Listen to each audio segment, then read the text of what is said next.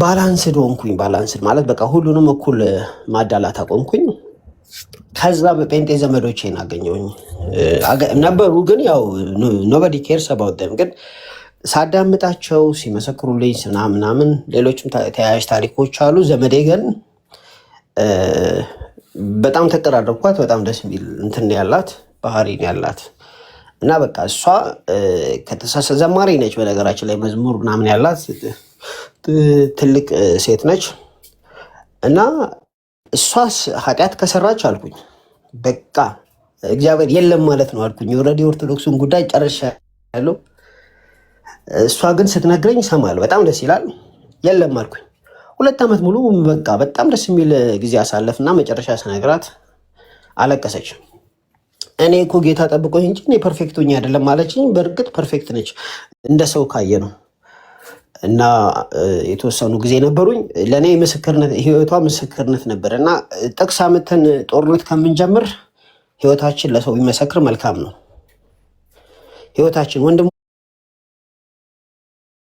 ብንወድ ማለት ነው፣ እህቶቻችንን ብንወድ እና ይሄ ትልቅ ምስክርነት ሆኖልኛል። አይ ቲንክ ፌዝ ይህን ነው ያልክ ያለው አይደለም? ሺ ክራይድ የእውነት እዚህ ላይ እኔ ልግባ። ቆይ ግድ የለም በጣም ጥሩ ነው የነገርከን ነገር እናመሰግናለን። ግን ስለ ህልም የሆነ ነገር ስላነሳ ትናንትና ቀለሜ የሆነ ታሪክ ህልም ስለ መመስከር ምናምን ሲናገር አይ በስሙ ይጥሩት ቄስ ይበቁሉ በስሙ ይጥሩት። ሚታር ሰለሞን ሚታር አንተ ስንት ነገር አንድ የምትለው ቤት ከፍቶ ዛሬ ጠዋት እንኳን በቃ ሚታር ይሄ የሰው ቤት ነው። አክብረህ በእውቀት ትወያያለህ። አንደኛ ቀለመ ወርቅ አይተንፍሱ ነው የእውነተኛ ስሙ፣ እንደዚያ ነው። ስለዚህ በስሙ ነው የጠራሁት። ችግር የለውም ኤርሚያስ ማለት እችላለሁ፣ ችግር የለውም።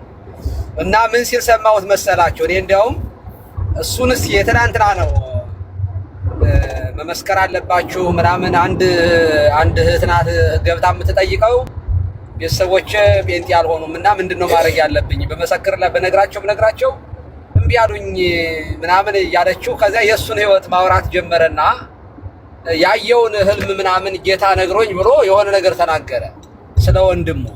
እና ወንድሜን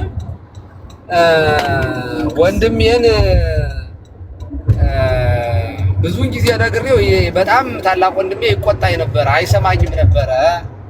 እና አንድ ቀን ህልም አየሁ አለ። ህልሜ ምንድነው? ኃይለኛ ጎርፍ መጥቶ ወንድሜን ወሰደው እና ወንድሜን ጎርፍ ወስዶት ብንናልሁኝ አለ። ከዛ ብዙ ነው ያወራው። ፋይናሊ ጴንጤ ሆነ አለ ማለት ነው። በስንት መከራ በቃ ከባለቤቱ ጋር ተፋታ፣ ልጁን እንትን አለ፣ ሌላ ሚስት አገባ፣ ከሞት ዳነ ምናምን ብሎ ብዙ ተረከና ፋይናሊ ግን ምንድነው ህልሙ ሲተረጉመው ጴንጤ ሆነ አለ። እኔ እውነት ይሄንን ህልም ለኤርሚያስ አይቶ ከሆነ ትክክለኛ ህልም ነው። ፍቹ ምንድነው? ጎርፍ ወሰደው ነው ያለው። እና ጎርፍ ወስዶት በኋላ ተመለሰ። ቢሆን ኑሮ በዚህ ትንሽ ጎርፍ ወሰደው ነው ያለ።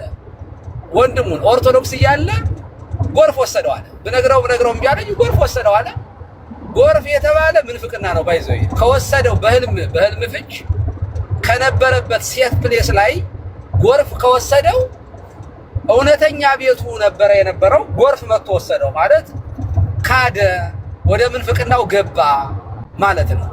ስለዚህ ህልሙ ሲተረጎም ከእውነተኛው እምነት ጎርፍ የተባለ የዲያብሎስ ትምህርት፣ የዲያብሎስ ስራ፣ የዲያብሎስ ማይበል ወሰደው ማለት ተብሎ ነው የሚተረጎመው እንጂ ጎርፍ ወሰደው ካልክ በኋላ ጴንጤ ሆነ ካልክ ጴንጤነት ጎርፍ ነው እያልክ ነው ማለት ነው። እና ለማንኛውም ህልሙ አይሰራም። ያንተው ግን እኔ ህልም አነሳው ለቁስ እኔ ህልም የሚባል ነገር አይደለም።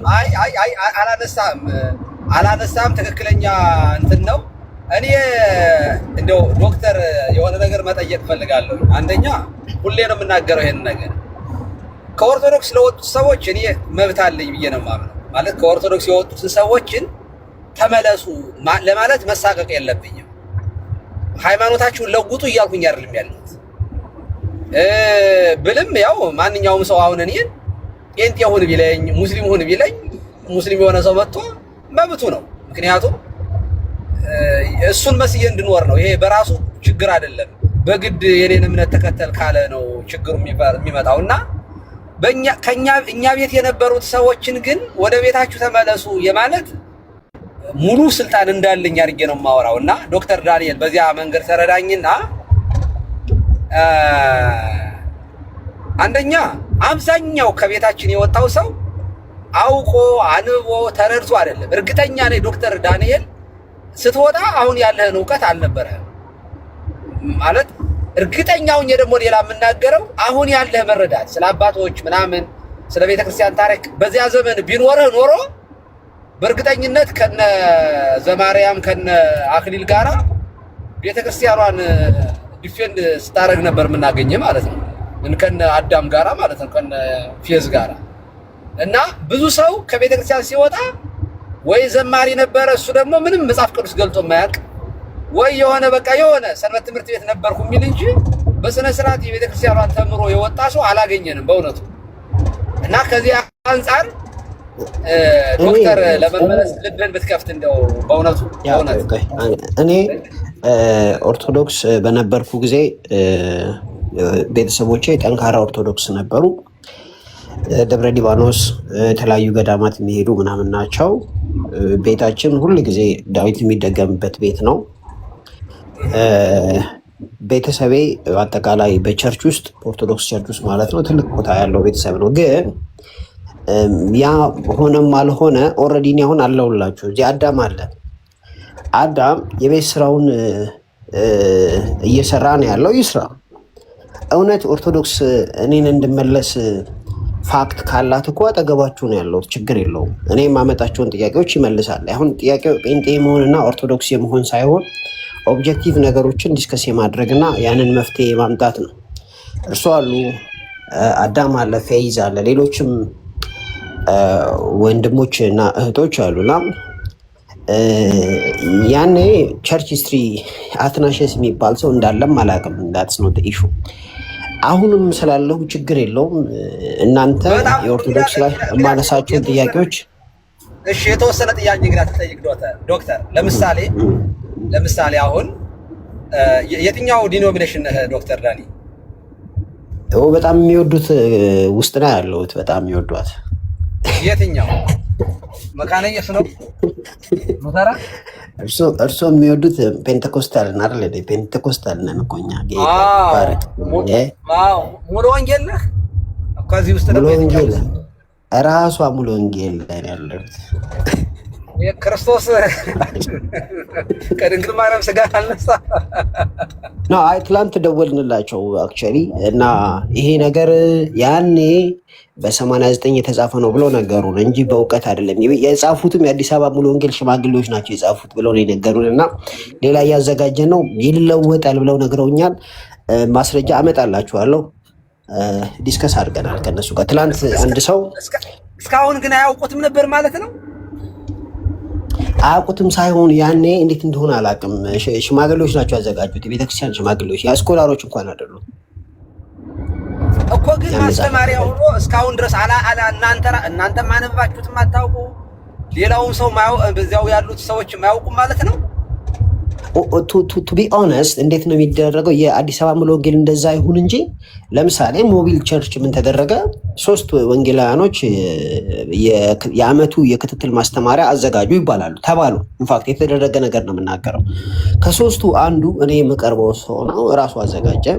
2ቱ ደግሞ ኮፒ ያደረጉ ከሌላ ቸርች። ከዛ ጭቅጭቅ ተነሳ። የትኛው ተባለ? የእሱ አለፈ። ለምን ሲባል እናንተ ከሌላ ኮፒ ያደርጋችሁ ነው ተባለና በአመት በሁለት ዓመት ይዘጋጃል። በ3 ዓመት ይዘጋጃል፣ ሪቫይዝ ይደረጋል ምናምን እንጂ እንደ ኮንፌሽናልስ ቋሚ አይደለም። ስለዚህ የታወቀ ትምህርት ነው። የመምህራን እኮ ማሰልጠኛ እኮ ነው። የተምሮ ማስተማር ነው። ያ ወረቀት ቢያምኑ በጣም መልካም ነው። አሁን ያ ወረቀት እዚህ ግባ የሚባል አይደለም። እውነቱ ነገርና አሁን እያዘጋጁ ነው። መጽሐፍ ነው መጽሐፍ። ለማንኛውም እንደው አቆይ አይደለም እሱ አሁን እሱ ለጠመጠየቅ ሳይሆን እሺ። አሁን ዶክተር ዳንኤል አሁን አንተ የቤተክርስቲያንን ዳኒ ቢሉኝ ደስ ይለኛል።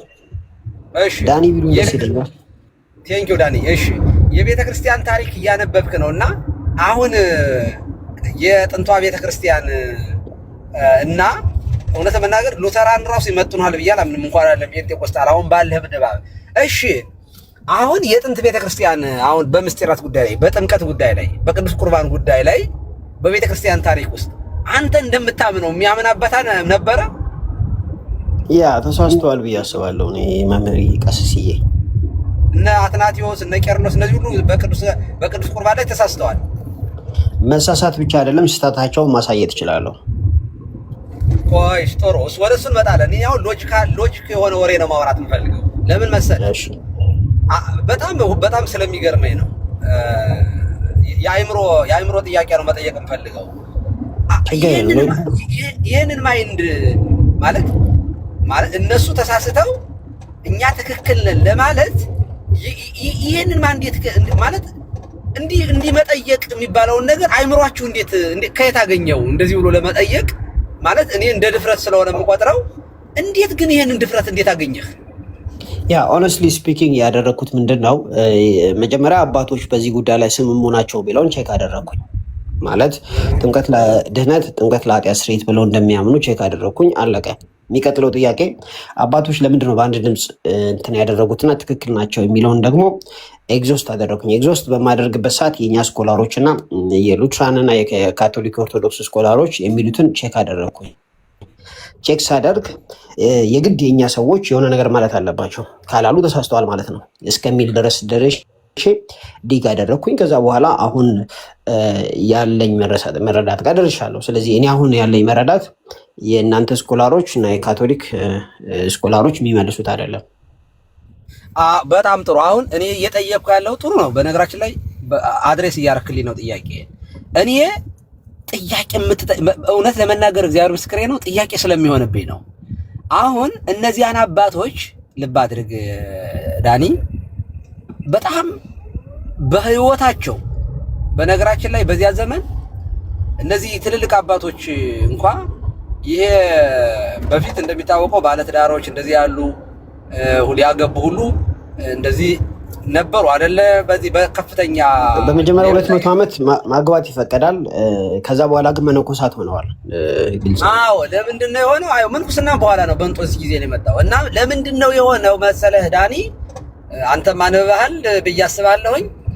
በኋላ ፈተና ነበረ ክርስትናው በጣም ምንፍቅናው በከባዱ ሲመጣ የተለያዩ ተጽዕኖች ሲመጡ ባለትዳር የሆኑት ቤተሰብ ያላቸው ሰዎች ሙሉ በሙሉ ለማገልገል እና ራሳቸውን ለመስጠት የማፈግፈግ የመድከም ስሜት ተፈጠረ እና በዚህ ምክንያት ምንኩስና መጀመሪያው አካባቢ በጣም ያበበበት እና በቃ ራሳቸውን በስነ ስርዓት ለእግዚአብሔር የሰጡ ስለነበሩ ያላገቡ ሰዎች በምንኩስና ማለት ህይወት ያለፉ ሰዎች ብቻ ናቸው ጳጳሳት መሆን ያለባቸው ወደሚል ውሳኔ የተወሰነበት ዋና ምክንያቱ ባለትዳር መሆን ኃጢአት ስለሆነ ያገባ ቄስ ጳጳስ መሆን የለበትም፣ ኃጢአት ነው፣ ትክክል አይደለም፣ ወንጌል አይፈቅድም ከሚለው ሳይሆን ለቤተ ክርስቲያን ራሱን ለመስጠት የትኛው ነው የሚሻለው በሚል ነው ቀኖና ወደ መነኮሳት ሄደው ማለት ነው። በዚያ ዘመን ምን ልፈልጌ ነው ዳኒ፣ በጣም ህይወታቸውን ሙሉ በሙሉ ለእግዚአብሔር የሰጡ ትዳር ይቅርብኝ፣ ልጅ መውለድ ይቅርብኝ፣ እኔ ክርስቶስን ነው እና ቤተክርስቲያን ነው ማገልገል የምፈልገው ብለው ራሳቸውን የሰጡ ሰዎች አባቶች ናቸው። በህይወታቸው በጣም የተመሰከረላቸው እኔ እሰማለሁኝ እኔ ያለው አሁን መጡ እና ህይወታቸውን እጅግ በጣም የሰጡ ነበሩ፣ ትልልቅ አባቶች ነበሩ። አሁን እነሱ ተሳስተዋል ስትር ዳኒ ማለት ድሮ እኮ አስኳላ ትምህርት ስላልነበረ ስልጣኔ ስላልነበረ በእውቀት የድሮ አባቶች እኮ ብዙ አልነበራቸው ብለን እንደምንለው አይነት አሁን እኛ የተሻለ እውቀት አለን። እነሱ ያን ጊዜ እውቀታቸው በጣም ጎጭ ስለነበረ ብዙ ስላልነበረ በዚያ ምክንያት ነው የተሳሳቱ ብለህ ነው የምታምነው? እንዴት ነው የምትመረምረው? እኛ የተሻለ ነገር አለን ከነሱ የተሻለ መረዳቱ አለን ለማለት እንዴት አይምሯችሁ ፈቀደ? ይሄን መልስልኝ።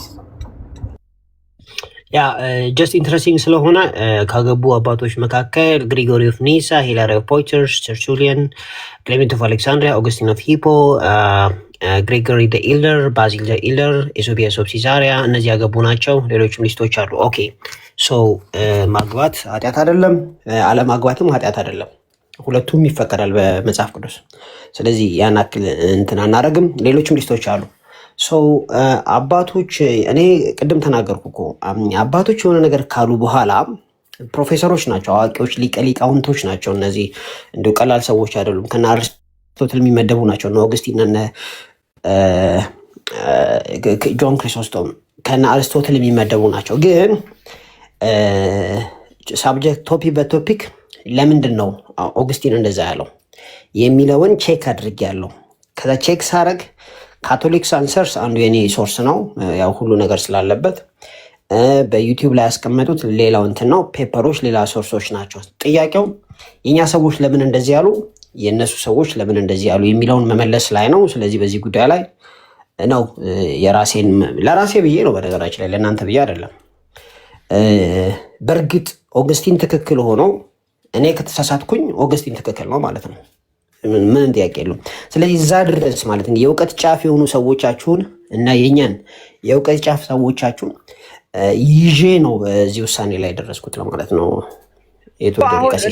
ጥያቄ ምንድን ነው መሰለህ ዳኒ፣ አሁን እነሱ ተሳስተዋል እኔ ትክክል ነኝ ለማለት ነው የኔ ጥያቄ እኮ ይሄንን አሁን እኮ በቃ ስለዚህ እኔና እርሶ ዲስከስ ማድረግ ያለብን ምንድነው አባቶች ላይ ያገኘው ስህተት በሚለው ነው ማውራት ያለብን።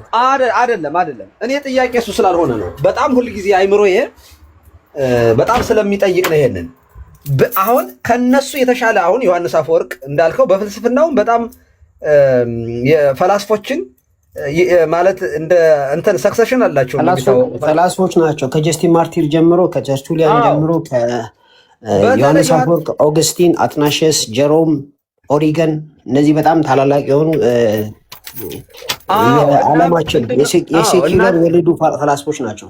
ገባኝ። እና ይሄ ዮሐንስ አፈወርቅ በተለይ በጣም በትልቁ ይጠብቁት ነበር ፈላስፎችም በቃ ይተካናል ብለው እና አሁን እነዚህ ሰዎችን ተሳስተዋል ለማለት እኔ ትክክል ነኝ ማለት ነው። በሌላ አነጋገር ባይዝ የኔ መረዳት እኔ ጥያቄ ያለው ጌታ ይባረክ እኔ በጣም ትክክል ነኝና ማሞገት ይችላል።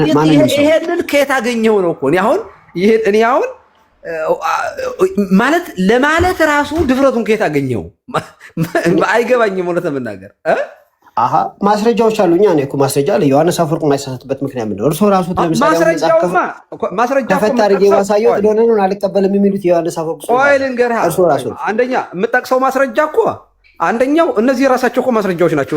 ራሳቸው አባቶች እኮ ኤርሊ ቸርች ፋዘርስ እኮ ራሳቸው ኤቪደንስ ሆነው የሚጠቀሱ ናቸው። ሁለተኛ መጽሐፍ ቅዱስን ራሱ ትክክለኛ ነው ብለው አጥርተው የሰጡንም እነዚህ ትልልቅ አባቶች ናቸው።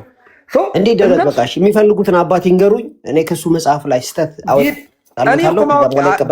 እኔ ጥቅስ አይደለም ዶክተር ዳኒ እኔ መጠየቅ የፈለግኩት ይሄ የሆነ ቶፒክ ወይም ርዕስ አንስተን እዚያ ላይ እንድንከራከር አልፈለግኩኝም። እኔ እሱ ላይ በቃ ሁልጊዜ ስለምናደርገው እንቀጥላለን። ታዲያ ካልተከራከርን እኮ መንገዴን አስቸጋሪ ያደረጉብኝ። አሁን እርሶ የማይቀበሉት ነገር አለ ላሳዩት። ዳኒ ይኸውልህ እኔ የእኔ ጥያቄ አልተረዳኝም ማለት ነው።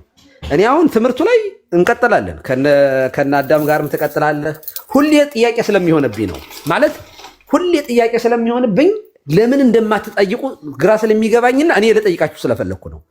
አሁን ያላችሁ መረዳት በቤተ ክርስቲያን ታሪክ ያልነበረ አሁን ያላችሁ ትምህርት በቅዱስ ቁርባን ላይ በጥምቀት ላይ እንዴ የጥንቷ ቤተ ክርስቲያን የነ ቅዱስ ጴጥሮስ ተማሪዎቻቸው የእነዚህ እኮ የልጅ ልጆቻቸው ናቸው። በእድሜም በጣም ቅርብ ናቸው። ዘመኑ ራሱ ቅርብ ነው እና በዚያ ዘመን የነበሩት አባቶች ተሳስተዋል እኔ ትክክል ነኝ ለማለት ከ2000 ዓመት በኋላ የመጣን ትምህርት ነው ትክክል ለማለት እኔ እንደዚህ ሆኖ ለማለት ራሱ አይምሮአችሁ እንዴት ፈቀደ ነው? እኔ አሁን ይሄኛውን ከየት አግኝታችሁ አይምሮአችን ማለት ካለን እውነት ጋር በመነሳት ነው የያዝነው። እውነት ራሳችሁ የአባቶች ጽሑፍ ላይ ኢንኮንሲስተንሲዎች አሉ። ስለዚህ ማሳየት እንችላለን አልኩኝ እኮ። እርሶ ራሶት ከዮሐንስ አፈወርቅ የማይቀበሏቸው ፋክቶች አሉ። በአንተ ትምህርት አሁን ሉተር ተሳስቷል አይደል? ሉተር ራሱ ተሳስቷል። ምን ጥያቄ አለው? ማሳየት ይችላሉ። ስለዚህ 1900 1000 እስከ 1906 ድረስ ሰው ሁሉ ተሳስቶ ከዛ እናንተ ትክክል ሆናችሁ አይደል? እኛ ትክክል የሆነበት እኮ ምክንያት እያስጨርሱኝ እኮ አይደለም ቀሲስ፣ በነገራችን ላይ እኛ ትክክል የሆነው እንዴት ነው ነገሩ? ጥያቄ ይጠይቁኛል፣ መልሱን ደግሞ መስማት አይፈልጉም። እንዴት ነው ነገሩ? እኛ ትክክል ነን ስንል ጥምቀት አልገባኝም። የሆነ አንድ አረፍተ ነገርም እያስጨርሱኝ አይደለም።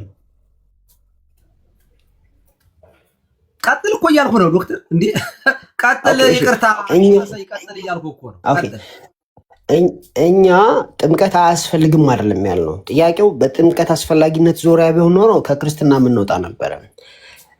አንድ ሰው መጠመቅ አለበት በሚለው ላይ ከአባቶች ጋር እንስማማለን። ስንጠመቅ ግን ድነን ነው የምንጠመቀው፣ ለመዳን ነው የምንጠመቀው። ጥምቀት አብሶሉት ኔሴሲቲ ነው አይደለም የሚለው ላይ ነው። በቃ ዳት ዘ ኢሹ።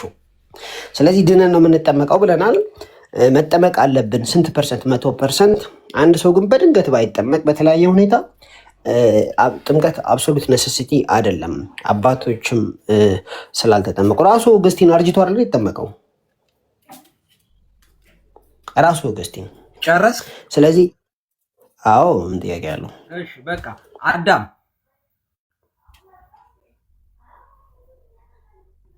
አዳም አለህ አዳም? እሺ ስራ ላይ ሆኖ ሊሆን ይችላል። የሆነ ነገር ልበልና እናንተ ቀጥሉ። ለወርድ ነው እኔ ለማለት ወደ ምኝታዬ መሄድ አለብኝ። ነገ ኪዳነ አድራሽ ስለሆንኩኝ ማለት ነው። በጣም እውነት መናገር በጣም ቆንጆ ጥያቄ ነው እኔ የጠየኩት። እንደ ቀላል ነገር የምታዩት ከሆነ ከታች ያላችሁ ሰዎች፣ በተለይ ጴንጤ የሆናችሁ ልጆች በደንብ እንድሰሙኝ ይፈልጋለሁ። በተለይ ከቤተ ክርስቲያናችን የወጣችሁ ልጆች በጣም ነው የሚገርመኝ። ማለት 1900 ምናምን ዘመን ያልነበረ ትምህርት 1800 ምናምን ዓመት ያልነበረ ትምህርት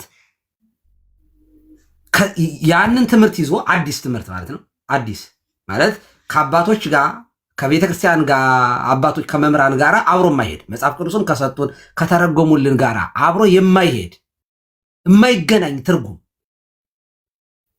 ያም ደግሞ ወጥ የሆነ ትምህርት ደግሞ አይደለም። እንደመሰለው ሁሉም በተለያየ መንገድ የሚተረጉመው ማለት ነው። በተለያየ አንድ አይነት ወጥ የሆነ ነገር እኮ አይደለም። ኧረ እንደመሰለን አይደለም። ቀሲስ ፕሊስ ቆይ እንዴ ቆይ እሰጥሃለሁ እኮ አንተ እኮ ትናገራለህ። አሁን የኔ ተራ ነው። አሁን ዶክተር ዳኒ ዛሬ ያለውን ሌላው ሰው ይመጣ ያፈርሳል፣ የራሱ ቸርች ፕላንት ያደርጋል። ሌላ ሰው ይመጣል፣ ሌላ ቸርች ፕላንት ያደርጋል። ሌላ ሰው ይመጣል፣ እንዲህ ያደረገ ነንስታፕ በሆነ ሁኔታ ቋሚ የሆነ ትምህርት የሌለው እንትን ውስጥ ውጥንቅጥ ውስጥ መግባት ከምንድን ነው የሚመጣው ሲባል እኔ አሁን የጠየቁትን ጥያቄ ካለመጠየቅ ነው ማለት። የቤተ ክርስቲያን እነዚያ ጉምቱ የሆኑ በጣም ህይወታቸውን ለቤተ ክርስቲያን የሰጡ 4፣ 5፣ 6 ጊዜ ከመንበራቸው እየተሰደዱ በጣም በመከራ ውስጥ ያለፉ አባቶችን ተሳስታችኋል ብሎ እኔ ትክክል ነኝ ለማለት ማለት እንዴት ይሄንን ከየት ነው የሚመጣው ይሄ ድፍረት? እውነት መናገር እንዴት ነው የሚሆነው? አሁን ሙስሊሞች እንደዚህ አያደርጉም እኮ። መሐመድን በጣም ሪስፔክት አድርገው የመሐመድን ትምህርት ነው ይዘው የሚሄዱት። መሐመድ በምድር ላይ ትንሽ ልሄድበት እዚህ ላይ በጭም የእስልምና እንደምታውቁት ዞሮ መጨረሻ አልጋ ላይ ነው የምታገኙት። የእስልምና ትምህርት የትኛውም ቦቃ ታጠቡ፣ ከጥበት በኋላ አልጋ ጸሎት አደረጉ፣ የመሐመድ አልጋ ፊት ለፊት ከአይሻ የአይሻ አልጋ ከመሐመድ ጸሎት ፊት ለፊት ነው ይላል። በቃ ጸሎትም ካደረጉ የጸሎታቸው ስጦታ አልጋ ነው። ምን እያልኳችሁ ነው? ከሴት ጋር መተኛት እያልኳችሁ ነው። ሰማይም ሄደው ሰማይ እዚህ በምድር ላይ የሚሸፋፈኑ ሴቶች እዚያ ጸጉሯን አለ ፖስት አድርጌ ጸጉሯን ገለጥ ስታደርገው አለ ምድርን ይከድናል አለ። የጸጉሯ ውበት በጀነት ያለች ሴት ማለት ነው። ከዚያ አይኗ ሰፋፊ ይሄ ነጩ በጣም በረዶ የመሰለ የታሸገች እንቁ የምትመስላት አለ በሰማይ በጀነት ያለችው የምትጠብቃቸው። መጨረሻ ላይ በምድር ላይ አብልተው አጠጥተው ደክመው የመጨረሻ ስጦታቸው በጀነት ምንድነው? ሴት። ይሄ የእስልምና ትምህርት ነው። በቃ በየትኛውም ባይዘው ይሄዱ ታጠቡ። የሚታጠቡት መታጠብ ለሴክስ ጉልበት ይሰጣል። በነገራችን ላይ መጽሐፍ እጅ ላይ ያለ እንደዚህ የሚል ደጋግመህ እንድታደርግ ይረዳሃል። መታጠብህ ነው። ሲታጠቡ ራሱ ለዚያ ነው የሚታጠቡት። የእስልምናን ክፍፍል አንዴ ሊሄድበት አንዴ የእስልምናን ብቻ የእስልምናን ብቻ ታች ስላለ ነው። ፕሊዝ ሱኒ ኢስላም የሚባል አለ። ሱኒ ኢስላም ውስጥ ሐናፊ የሚባል አለ፣ ማሊኪ የሚባል አለ፣ ሻፊ የሚባል አለ፣ ሃንባሊ የሚባል አለ። እንደገና ደግሞ የአስተምህሮ ደረጃ አሻሪ፣ ማቱሪዲ፣ አፋሪ ወይም ትራዲሽናሊስት፣ ሰላፊ፣ ሱፊ ኦርደርስ የሚባል አለ። ሺያ ውስጥ ደግሞ ተጨማሪ ትዌልቨር ሺዝም የሚባል አለ፣ ኢስማኤሊሲዝም የሚባል አለ። ይሄ ዲቫይን ሲምፕሊሲቲ የሚቀበሉ ማለት ነው። ዛይዲዝም የሚባል አለ፣ ኢባዲ ኢስላም የሚባል አለ፣ ካርጂቲስ የሚባል አለ። ሙተዚልስ የተወገዙ ማለት ነው፣ ግን በጣም ሻል የሚሉ ናቸው እነዚህ፣ በተለይ ሙተዚላስ ማለት ነው። ሙርጂቲስ የሚባል አለ፣ ቋዳሪያ የሚባል አለ፣ ጃብሪያ የሚባል አለ፣ ጃሂሚያ የሚባል አለ፣ ካራሚያ የሚባል አለ። ስለዚህ ሲምፕሊፋይ ስናደርገው እነዚህ ማለት አሁን ያልኩትን ነገር ሰምራይዝ ማድረግ ይቻላል። ስለዚህ እስላሞች ታች ያላችሁ ተረጋጉ። ደግሞ እናንተ በደንብ እያጠናውላችሁ እንደሆነ ታውቃላችሁ። ወደ ጌታ ትመጣላችሁ። ተረጋጉ። ጃኖሆባ አኖሆባ ሰኮምባ ብያዋለሁኝ። ይሄንኛውን አሁን ልቀጥልማ እና ይሄ ሁሉ እስላም በነገራችን ላይ ያው ከኛ ጋር እኩል ነን ለማለት ነው። ዳኒ ይሄ ሁሉ የዘረዘርከው እኛ ብቻ አይደለንም የተከፋፈለ ከታች ቁጭ ብሎ አይ እስልምና አንድ እንደሆነ አይነት ነገር ተናግሮ ሲያልፉ ከታች ሰላመዲን ነበረ። አረ ቆይ ማላረ ልሂድ። አሁን ሰላመዲን በኮሜንት እየሳቀ ነበረ ሴክስ ምናምን እያለ ምን ቀሲስ መች ተናገሩ? ዶክተር ዳንኤል መጨረሻ አሁን የዚህ ሁሉ እስላም በዶግማ አንድ ዶግማ አላቸው፣ አንድ የሚያደርጋቸው እሱም አልጋ ሰበራ ነው። ሁሉም ይስማማሉ በዚህ ጉዳይ ላይ። ሁሉም አይተህ ከሆነ የሆነ ነገር ስታነብ መጨረሻ የሆነች ሴት አለች፣ የሆነ ነገር ታነባ ይሆን ምንም ነገር ሲያረጉ እያለቀሱ ደግሞ እኛ ልክ ክርስቶስ የስቅለት ዕለት የክርስቶስን ሞቱን ትንሣኤውን እያሰብን እንደው ኃጢአታችንን በደላችን እያሰብን እንደ ገሊላ ሴቶች እንደ የክርስቶስ ሞቱ ያሳዝነናል። ክርስቶስ ለምን ሞተ ብለን ሳይሆን የምናዝነው ግን መቼም የስቅለቱን የፊልም ምናምን ሲያይ ሰው ያለቅሳል፣ ይነካል፣ በጣም ያንሰፈስፋል። እነሱ የሚንሰፈሰፉት በጀነት ያለችውን ሴት ሲያዩ ነው። እና በጣም የዘገዩ በዚህ ምድር ላይ በጣም መቆየታቸው እያመማቸው ነው መሰለኝ። ልክ ቅዱስ ጳውሎስ ልሄድ ከክርስቶስ ጋር ልኖር ናፍቃለሁ እንደሚለው ትዝ ብለው መሰለኝ አንዱ ሼህ እያለቀሰ እንዲሁ ሰቅሰቅ ብሎ ሲያወራ ሲስቅ አየሁት። አንዱ ማለት በዚህ ደረጃ ነው የሚያስለቅሳችሁ ማለት ነው። የዚያ ጉዳይ ነው። እና መሐመድ መጀመሪያ የኢኮኖሚ ጥያቄ ስለነበረበት በእድሜ 23 ነው 24 ዓመት ዳኒ ታግዘኛል የምትበልጠውን አይሻን አገባ። 25 ዓመት የምትበልጠውን ማን ነበር ስሟ? ከዲጃ በኋላ 54 ነው 53 ዓመት ሲሆነው ደግሞ የ6 ዓመቷን አይሻን አገባ። የኢኮኖሚው ጥያቄ ሲመለስ ደግሞ የሴት እንትኑ ደግሞ እንደገና ተመለሰበት ማለት ነው በሽምግልና። እና ከሱ የተነሳ አየህ አሁን እስላሞች የማይሳሳቱበትን ነገር ልንገርህ፣ እዚህ ላይ አይሳሳቱም። መሐመድ ጥሙን እዚህ ላይ ነበረ። በቃ በጣም ተጠምቶ የነበረ እሱን በሰማይም ስለወላቸው አስቀምጦላቸው ድርሰት ደርሶላቸው ሄደ። እዚያ ላይ አይሳሳቱም። ምክንያቱም ወንድሜ አለች አንዷ ለምን እንደሰለመ የገባኝ ዛሬ ነው አለች። የሆነ ፖስት አድርጌ ማለት ነው። እና እነሱ አሁን እዚህ ላይ አይሳሳቱም ዳኒ። እናንተ ግን ለምን ተሳሳታችሁ ነው ጥያቄው። ለምን? ምክንያቱም አባቶቻችን እና አትናቴዎስ እንግዲህ መጽሐፍ 66ቱን የሰጡን ትልልቅ አባቶች፣ ሌሎችም አስተዋጽኦ ያደረጉ ትልልቅ አባቶች የእነሱን ትምህርት እንዴት ረሳችሁት? ቅዱስ ቁርባን አማናዊ ስጋና ደሙ ነው የሚለው፣ ጥምቀት ለኃጢአት ስርየት ነው የሚለው፣ ሌሎችም በሙሉ እናንተም ራሳችሁ ማለት እናንተ እንኳ የነበራችሁት ሜቶዲስት ከሜቶዲስት ነው የመጣችሁ ጴንጤቆስታሎች እንኳ ግን ፕሮቴስታንቶች ሌሎቹ እንደነ ከካቶሊክ ቤተክርስቲያን የወጡ አሉ።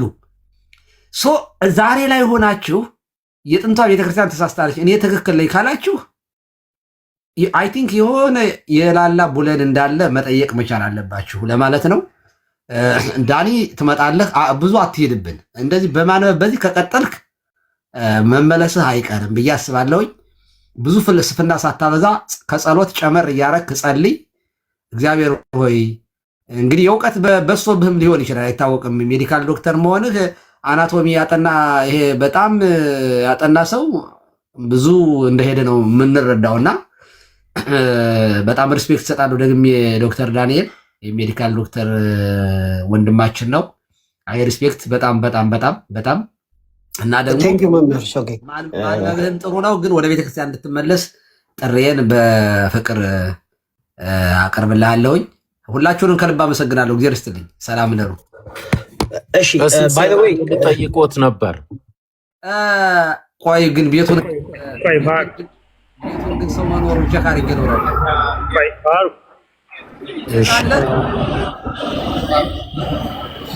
አለው ቀሴ አለው። አይ ቲንክ አዳም ሳይተኛ አይቀርም። አዳም ሳይተኛ አይቀርም።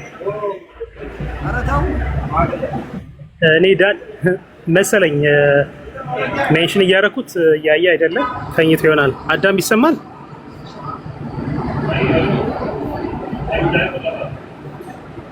ሳይተኛ አይቀርም። አይዞህ ማግባት የምትፈልጉ ሰዎች ሙስሊሞች በጀነት ምንም አታገኙም። ተስፋ ቆርጡ። ልንገራቸው፣ እኔን እመኑኝ። በጀነት አንደኛ አትገቡም። ሲጀመር ጀነት የሚባል ነገር ለእናንተ የለም። ለምን? በክርስቶስ የማያምን ሰው የዘላለም ሕይወት የለውም። ሰው የሚድነው በዚህ በአዲስ ኪዳን ሰው የመዳኛ በሩ ክርስቶስ ነው እና በበር ያልገባ በመስኮት የገባ ሰው እንኳን ጀነት ውስጥ ሚስት ይቅርና ሲኦል ውስጥ አብረ ስትቃጠለ ራሱ አላዛር ላኩልኝ የምትሉበት አይደለም በእውነቱ። ስለዚህ ማግባት የምትፈልጉ በዚሁ ዝምባችሁ አግቡ። እዚሁ ዓለም ላይ አግቡ።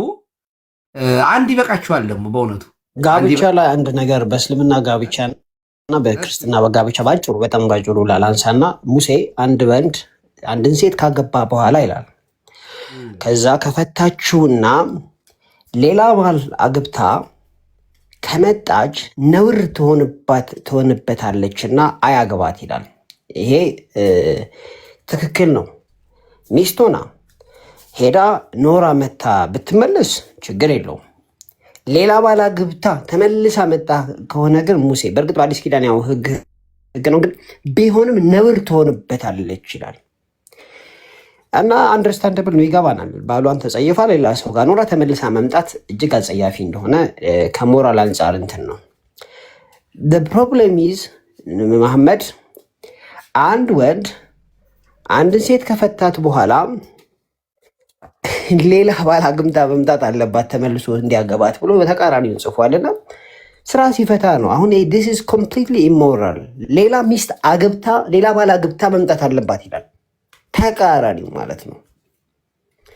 ሙሴ የተናገረበት ነገር አንደርስታንደብል ነው። ትዳር ክቡር ነው። ከፈታትም ስትመለስ ትመለስ እያለ ነው ሙሴ። መሐመድ ብኖ ሄዳ ሌላ ማግባት አለባት፣ አግብታ ስትጨርስ መመለስ አለባት ይላል ሀዲሱ። ማለት ኮምፕሊትሊ ኢሞራል ነው ይሄና እስልምና በጣም እያጠናውን ያለሁት በጣም ብዙ ችግሮች አሉበት። ከዛ በተረፈ ወደ እንትኑ ልመለስና እድሜያቸው ከገፋ በኋላ ትንሽ ሊሄድበት ዳኒ እዚህ ላይ ትንሽ ሊሄድበት እና አይ ልምከራቸው እያሉ ትንሽ ማግባት የምትፈልጉ እግዚአብሔር ብዙ ተባዙ ምድርን ሙሏት ብሎ ለሰው ልጅ ሁሉ አንድ ጊዜ የገባው ቃል ኪዳን አለ። ሰው እያገባ የወለደ እየተዋለደ ይሄዳል። ስለዚህ በዚህ ምድር ላይ ጋብቻ በጣም የከበረ እንደሆነ የእግዚአብሔርን ቃል ኪዳን የተሸከመ እንደሆነ እናምናለን። አግቡ፣ ተጋቡ። ደግሞ አይ እኔ እንዲሁ በመኖሬ ነው ጌታን የማገለግለው የምትሉ ደግሞ ችግር የለውም። ዶክተር ዳንኤል አግብታል? አላገባውም። አሁን ሚስጥር ለምን የሚያስወጡኝ እርሱ? በቃ እኔ ነኝ ምድር ዶክተር ዳኒ። በቃ እኔ ዝም ብጠቀልልህ ይሻለኛል እዚሁ እና የሆነ ነገር ባደርግ የሚሻለው። በቃ እኔ እድርሃለሁ ዶክተር ዳንኤል። እንደ ዶክተር ዳንኤል አይ ዝም ብዬ እያነበብኩኝ እየሰራው ነው የምኖር የምትሉ ሰዎች ካላችሁ ያው መብታችሁ የተጠበቀ ነው። ግን ትዳር የከበረ ነገር ስለሆነ አግቡ። በጀነት ግን ይናፍቃችኋል። እዚህ በምድር ላይ እንኳን የምትወዷት ሚስት ካለቻችሁ ሰማይ ላይ እህትህ ነው የምትሆነው። በቃ እንደ መላእክት እያመሰገንክ ትዝም አይልን። አሁንም ችግሩ እስልምና እዚያ የሚያምራቸው ነው የሚመስላቸው ሴት አልጋው ምናምን የሚናፍቃቸው ይመስላቸዋል። በዚህ ምድር ላይ የምናስባቸው ነገሮች በሙሉ ተራ በቃ በጣም ከእግዚአብሔር መንግስት ጣዕም አንጻር ሲታይ ትዝም አይለንም። አሁን በዚህ ምድር ላይ እናት ለልጇ ሰፍ የምትለው ልጅም ለእናት ለአባቱ ሰፍ እንደሚለው ይሄ መናኛ ነው። በቃ በተቀራሪ ነው። ይሄ በጣም የተሻለ ህይወት ነው ያለው እና በእውነቱ ክርስቶስ ቅዱስ ጳውሎስ እንዳለው ነው ክርስቶስን በዚህ ምድር ላይ ለመኖር ስለዚህ ዓለም ብቻ የተከተልነው ከሆነ በጣም ከሁሉ ይልቅኛ ምስኪኖች ነን ይላል። እውነት ለመናገር እንጀራ እንዲያበላ እንዲያጠጣን ታምር እንዲያሳየን ብቻ የተከተልነው ከሆነ ለማይጠፋው መብል ስሩ ብሎ ራሱ ይነግረናል ማለት ነው። ስለዚህ በጀነት 70 ደናግላን አይደለም አንደኛ እንደው እውነት ለመናገር እንደው አሁን እንደው በዚህ ምድር ላይ ራሱ 70 ሴት ቢሰጣችሁ በእውነቱ አትደክሙ አትሰለቹ። እውነት ለመናገር በዚያው ላይ ደግሞ የ7 ፈረስ ነው የ5 ፈረስ ጉልበት ይሰጠዋል ለወንዱ። ፈረስ ከምትሆኑ ሰው ብትሆኑ እና ምን ያደርግላችኋል? መድከም ጉልበቱ ስለምንድን ነው የሚሰጠው? ምንድን ከደከማችሁ አታውትም እንዴ? ከደከማችሁ መተው እንጂ ማታገያ የፈረስ ጉልበት ምን ያደርግላችኋል? ሰማይን ልሰብሩት ነው። እና ይሄ ትክክል አይደለም። ይሄ የዝሙት ጥማት ነው። ይሄ ትምህርት ቅዠት ነው። እውነት ለመናገር ማግባት ከፈለጋችሁ ዝማችሁ እዚሁ አግቡ። በጀነት ግን እንደዚህ አይደለም። የለም። ይሄ የመሐመድ ፈጠራ ነው። በእውነቱ እያለቀሳችሁ ርር እያላችሁ በጣም ነው የምታለቅሱት። የትኛውም ቦታ ላይ የሆነ መንዙማም ውስጥ ከገባችሁ እንትን ማነች እንትና ከድጃና አይሻ አሉ ይተረካሉ። ባይዞ ልል ነበር አሁን መንዙማ መሐመድ ቢላ ይሄ ዙሮ ከድጃ እንደዚህ አድርገው ከዚያ እንትን አለው ከዚያ አይሻ እንደዚህ አለችው ምናምን ነው። እና ይሄ 4 አልጋዎችን ይውጥ አንዱ የአይሻ አንዱ የመሐመድ አንደኛው የእንግዳ ሌላ አራተኛው የሰይጣን ነው ይላል። እና የከድጃ ማለት የሚስቱስ ብዙ ናቸው ወደ 11 ምናምን ሚስት የሉትም ዳኒ እንደዚያ የሚል አይቻሉ አንድ ጽሑፍ ሳነብ እና 11 ሚስቶችና ብዙ የጭን ገረዶች እንደገና ደግሞ ሱራ 33:50 እንደሚናገረው አማኝም ብትሆን አማኝም ባትሆን እሱ ይፈልጋት እሷ ብትፈልገው ማንኛቸውም ሴቶች ፈቅደናል ይላል። ሚስቶቹ መካከል የልጁ ሚስቶች አሉ። የልጁ ሚስት አለች የዚያድ ሚስት ማለት ነው። አፋቱ ያገባት የማደጎ ልጁ ሚስት እና የ6 ዓመት ምን ይላል መሰል አንደኛው አልጋ ከመሐመድ የሰይጣን አልጋ ማለት ነው። ሙስሊም ቤት የ4 አልጋ አለ። አንዱ አልጋ የሰይጣን አልጋ ነው። ዋው ዘፎርዝ ዋን ፎርድ ሳታን ነው የሚለው እና የእንትና ግን የከዲጃ የአይሻ መሰለኝ አልጋ ግን ከመሐመድ ጸሎት ፊት ለፊት ነው ይላል። አየህ ልክኛ ልክ ወደ ምስራቅ ወይንም ወደ ቤተክርስቲያን የሆነ ቆመን እንደምንጸልየው መሐመድ ፊት ለፊቱ የሚታየው አልጋ ነው። ጸሎቱ ማሳረጃው ምንድነው? የአይሻ አልጋ ነው ማለት ነው። አያችሁ ራሱ አልጋውን ያስቀመጡት ከጸሎት ቤቱ ፊት ለፊት ላይ ነው። መሐመድ በጎሬጥ እያየ ነው ማለት ነው አልጋውን የሚጸልየው እና ይሄ ከአልጋ የማያልፍ ከሴትና ከወንድ የማያልፍ ትምህርት ይዛችሁ እውነት ሲናፍቃችሁ ይቀራል። ጀነት እንደዚህ ላለ ነገር ዝግናት ምንም። ስለዚህ ከዚህ ውጡ ለማለት ነው። ሰላም ደሩልኝ። ፌዝ ፕሮግራሙን ምራ። ሌላ ሰው ካስፈልግ አስገባለሁ። ይበቃኛል። ቻው። እሺ ከሳይቱን ካደም ተኝቷል። ባህሩ ጥያቄ ትጠየቃለህ? ልጠይቅ እያልክ ስለሆነ አጭር ጥያቄ ልጠይቅህ። አዎ እኔንም ጠይቀኝ። ቀሲስን ልጠይቃቸው ነበረ። ፕሊዝ ወርደዋል፣ እሳቸው ወርደዋል። አዳም ሊተኛ ስለሆነ አንድ አጭር ጥያቄ ልጠይቅህ። መጽሐፍ ቅዱሳዊ ያው አንተ መጽሐፍ ቅዱስን ኦኬ ስትጠይቀኝ መልሼ የምጠይቅህ ከሆነ ችግር የለም። ኦኬ ግን በስርዓት መልስልኛል።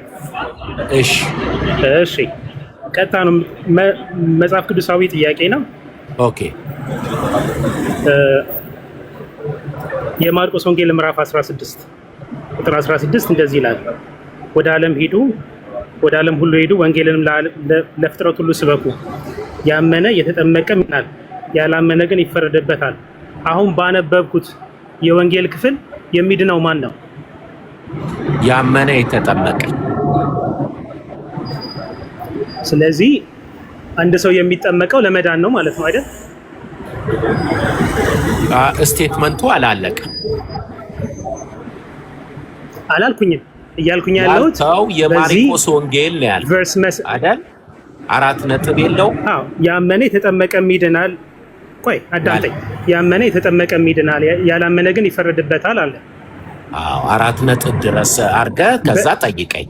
ችግር የለም። አነበብኩት። ያው ያመነ የተጠመቀም ይድናል፣ ያላመነ ይፈረድበታል እያልኩ ያለው በዚህ ጥቅስ መሰረት የሚድነው ማን ነው? በዚህ ጥቅስ መሰረት ነው ያለው። ያመነ የተጠመቀ በዚህ ጥቅስ መሰረት ይድናል። ቴንክ ዩ። ስለዚህ ሰው የሚጠመቀው አምኖ የሚጠመቀው ለመዳን ነው ማለት ነው አይደል? ያመነ እንግዲህ ቅደም ተከተሉ ለመዳን ሰውየው ማመን አለበት። ካመነ በኋላ ይጠመቃል እንጂ ተጠቅሞ ተነስቶ ያምናልም አይልም። አላልኩኝም። ስለዚህ አንድ ሰው የሚድነው ያምናል፣ ከዛም ይጠመቃል፣ ይድናል አይደል? አይጠበቅብህም። መጽሐፍ ቅዱስ ይላል ወይ በለኝ። ስለ መጽሐፍ ቅዱስ እኮ ነው የማወራው። አንድ ሰው የሚድነው በዚህ ጥቅስ መሰረት አምኖ ሲጠመቅ ነው አይደል? መጽሐፍ ቅዱስ እንጂ በእምነት ብቻ የሚል የለም እዚህ ጋር። አዎ ወንድማችን ያመነ የተጠመቀም ይድናል አለና ነጠላ ሰረዝ፣ ያላመነ ግን ይፈረድበታል ብሏል። ፍርድ ያስከተለው ጥምቀቱ ሳይሆን አለማመኑ ነው። ደገመው። ቆይ ያላመነ ማን ነው? የሚፈረድበት ማን ነው? የተፈረደበት ባለማመኑ ነው። የዚህ ማብራሪያ። ስለዚህ ከአሁን በኋላ ስለ ፍርድ አላወራ። ቆይ እዚሁ ጋር ነው፣ የትም አንሄድም። ስለዚህ የሚፈረድበት ያላመነው ጨረሰ። ከአሁን በኋላ ስላላ ፌስ ቶቶ እዚሁ ጋር ነው። ዮሐንስ ወንጌል ጋር አንሄድም። ዮሐንስ ወንጌል ምዕራፍ 3 ቁጥር 36ን ብታነብ በጣም ግልጽ በቃ ኩነኔ ያለው በልጁ ባለማመኑ ልጁን ባለመቀ ላንበበለን ምዕራፍ 3 ቁጥር ምዕራፍ 3 ጋር ከሄድ ለምንድን ነው ቁጥር 5ን ዘላ 16 ጋር የምትሄድ? ቁጥር 5 ምን ይላል? እኔ ሙሉውን ነው መጽሐፍ ቅዱስ መቀበለው እኮ። ሙሉን ከተቀበልክ ምዕራፍ 3 አልክና ሰው ዳግመኛ የሚወለደው እንዴት ነው? ድምዳሜ ላይ የደረሰው የ3 ላይ አንብበ ላይ ከምር ጥያቄ ከሆነ በልጁ የሚያምን የዘላለም ሕይወት 16 ጋር ለምን ሄድክ አንተ? ይኸውልህ 16 ሳይሆን 36 ነው ያለው። 36 ላይ የአጠቃላይ ድምዳሜ እንደውም በጣም ጥሰህ ሄድክ። ኖ ድምዳሜ ሳይሆን ዮሐንስ ወንጌል ምዕራፍ 3 ጋር ከሄድ ከመጀመሪያው ጀምሮ ሰው ዳግመኛ እንዴት እንደሚወለድ ዳግመኛ ከእግዚአብሔር መወለድ ማለት ክርስቶስ ሲያስረዳ ለኒቆዲሞስ ቁጥር 5 ላይ ምንድን ነው የሚለው? የእግዚአብሔር መንግስት አንድ ሰው ለማየት ዳግመኛ መወለድ አለበት ከእግዚአብሔር። ዳግመኛ እንዴት ነው የሚወለደው ሲለው ከውሃና ከመንፈስ የሰው ልጅ ካልተወለደ የእግዚአብሔር መንግስት አያይም ይላል። ትቀበላለህ? እውነት ሰው ከውሃና ከመንፈስ ካልተወለደ በቀር ወደ እግዚአብሔር መንግስት ሊገባ አይችልም ማለት እና ውሃ የሚለው ዳግመኛ ሰው የሚወለደው ከምንድን ነው? ውሃ የሚለው ምን ብለህ ነው አንተ የተረጎምከው? አንተ ምን ብለህ ተረጎምከው? አንተን እኮ ነው የምጠይቅ።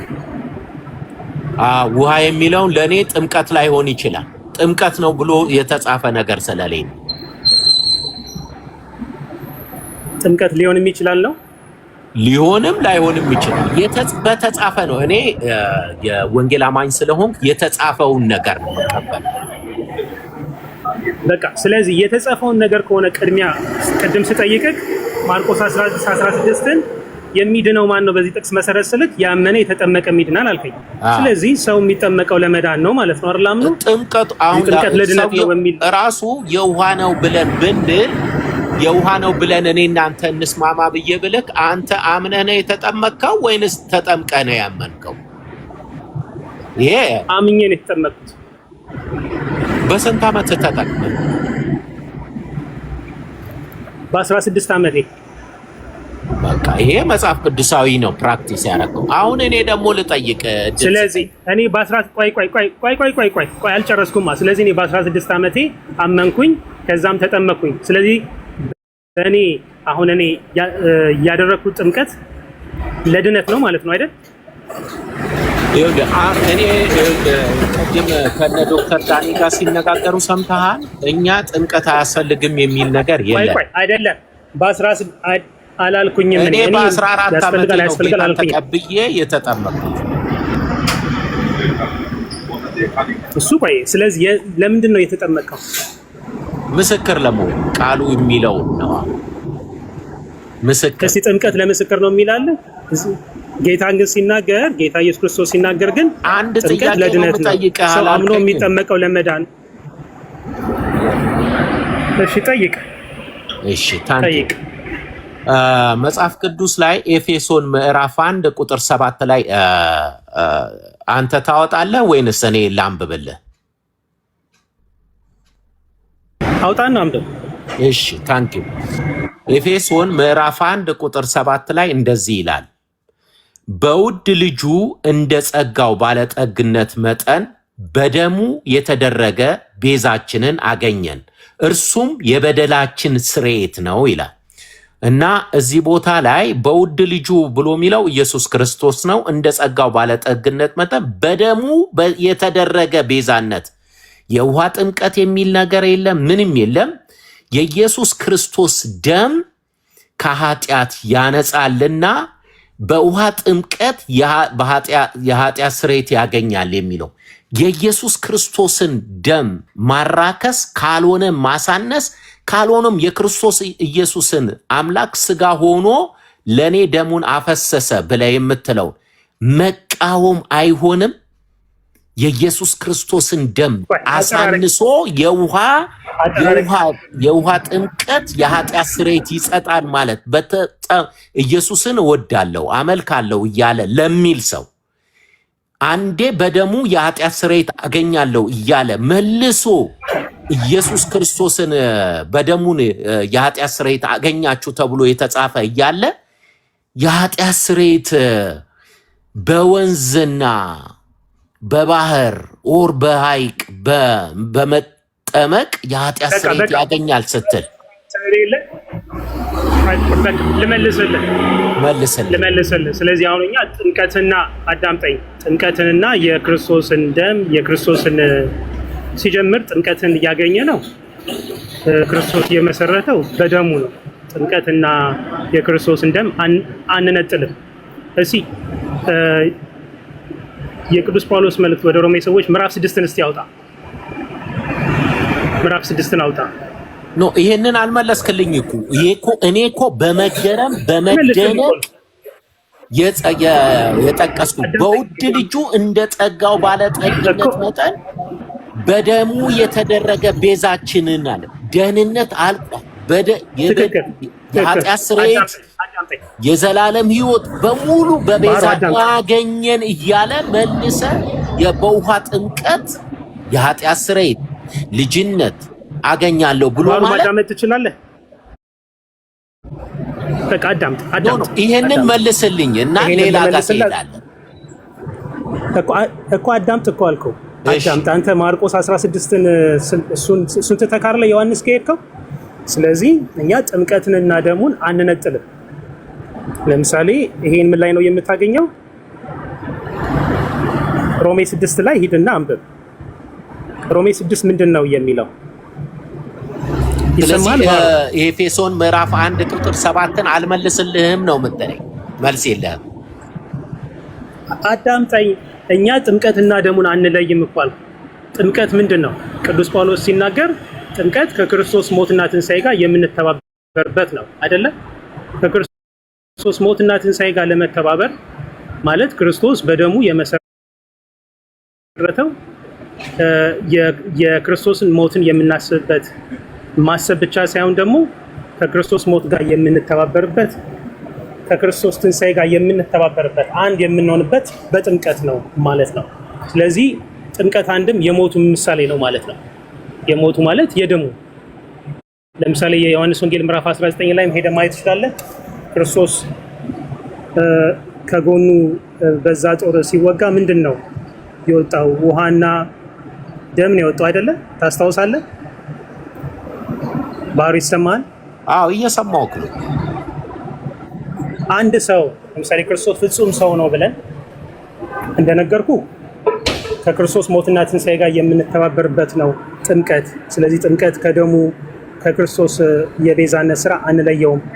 ሁለተኛ የማቴዎስ ወንጌል ምዕራፍ 26 ጋር ብትሄድም ሉቃስ 22 ማርቆስ 14 ጋር ክርስቶስ ቅዱስ ሥጋውን ክቡር ደሙን ማለት ነው በመስቀል ላይ የሰዋውን ያን የአዲስ ኪዳን መስዋዕት የዘላለም ሕይወት የሚሰጥ ሲሰጥ በህብስትና በወይን ምን ብለው ነው? ይህ ሥጋዬ ነው ይህ ደሜ ነው ብሎ ለኃጢአት ስርየት ብሎ ሰጥቷቸዋል። እሱ ብቻ አይደለም። ይህን በበላችሁ ጊዜ አንደኛ ቆሮንቶስ ምዕራፍ 11 ጋር ሄደ አንብብ። ይህን ህብስት በበላችሁ ጊዜ ይህን ጽዋ በጠጣችሁ ጊዜ ማለት ሥጋዬና ደሜን ስትበሉ ስትጠጡ ሞቴንና ትንሣኤን ትናገራላችሁ አለ።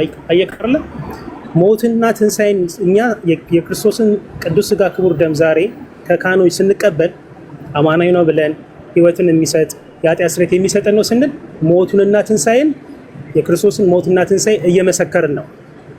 የክርስቶስ ሞትና ትንሣኤ ደግሞ እኛ መመስከር ብቻ ሳይሆን በጥምቀት ከክርስቶስ ሞትና ትንሣኤ ጋር እንደምንተባበር ደግሞ የቱ ጋር ሄደህ ነው የምታነባው?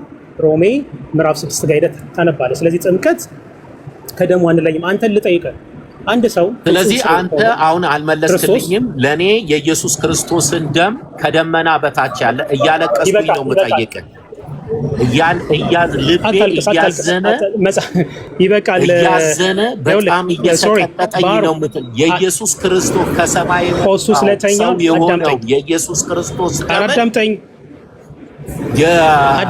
ከደመና በታች ለምን አታዳምጥም? ባሮ ምን እንዴት ሆኜ አዳምጥ እንጂ ኤፌሶን እኔ ጠቀስኩልህን መልስልኝ። ኤፌሶን ምዕራፍ 1 ቁጥር 7 ላይ በደሙ ነው የተደረገው። ሌላ ቀን እንወያያለን ባሮ።